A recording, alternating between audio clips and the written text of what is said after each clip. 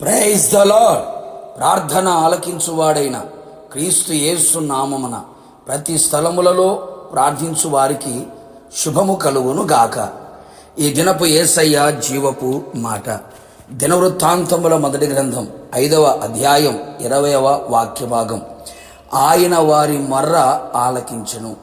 యేసయ్య నామములో ప్రతి స్థలములలో మొర్రపెట్టుచు, నిజముగా ఆయన సరిధిలో మొర్రపెట్టుచు, ప్రతి విషయముల జవాబును పొందుకొనుచు, ఆత్మీయ యాత్రలో ఆనందం హృదయానందముతో కేకలు వేయుచు ఆయన యొద్దకు పరిగెడుచున్న నా దేవుని ప్రియులారా, మనము నిత్యము ప్రార్థించుచున్న మన యేసయ్య మన మొర్ర ఆలకించే దేవుడే ఉన్నాడు.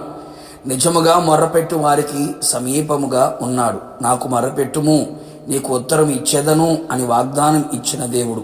అవును ప్రియులారా, మన హృదయములో పాపమును లక్ష్యము చేయక ఉన్న ఎడల ఆయన మన మొర్ర ఆలకించును. ఆయన సన్నిధిలో బహుగా తగ్గించుకొని ఆయనను బతిమాలుకొని ఎడల, ఆయన సన్నిధిలో దీనులమై కనబడిన ఎడల ఆయన మన మొర్ర ఆలకించి అంగీకరించి ఆశ్చర్యమైన అద్భుతమైన కార్యములు జరిగించును. అవును, మనము ఎలుగెత్తి ఆయనకు మొరపెట్టినప్పుడు ఆయన మనకు చెవియొగ్గి ఆలకించును. ఇరుకులో మనం మొరపెట్టినప్పుడు విశాల స్థలములో ఉత్తరమిచ్చును. తాను ఏర్పరచుకొనిన వారు దివారాత్రులు తన్ను గూర్చి మొరపెట్టుకొనుచుండగా ఆయన వారికి త్వరగా న్యాయము తీర్చును కదా.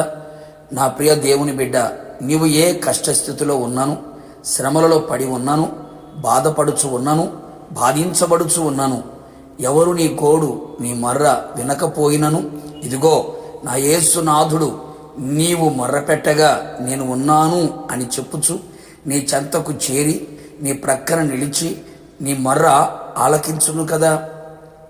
నీ ప్రాణమును తృప్తిపరచును, నీ కట్లను తెంపివేయును, చక్కని త్రోవను నడిపించును, వాక్కును పంపి బాగు చెయ్యును, పడిన గుంటలో నుండి విడిపించును, కోరిన రేవుకు నడిపించును. శ్రమకు తాళలేక మొరపెట్టితివా, ఆయన నీ ఆపదలన్నిటిలో నుండి నిన్ను విడిపించును, నిన్ను ఆశీర్వదించి అధికముగా అభివృద్ధి పరచును. నీ శ్రమలలో తోడై ఉండి నిన్ను విడిపించి గొప్ప చేసి ఘనపరచును. ఏ సమస్యలు, రోగములు, ఇబ్బందులు, ఇరుకులు, ఆర్థిక ఇబ్బందులు, పలు రకాల పరిస్థితులనే యుద్ధరంగంలో కనపడుచు యుద్ధము చేయుచున్నావా?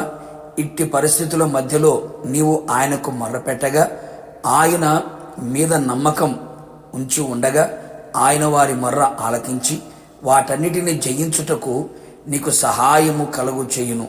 నీకు విరోధముగా పోరాడే ప్రతి పరిస్థితుల నుండి నీకు జయమును అనుగ్రహించును. కావున నా దేవుని ప్రియ దైవ జనాంగమా, యేసయ్యకే మొర్రపెట్టుకుందుము. ఆయన పాదముల చెంత కన్నీళ్లతో మరలెడదెము.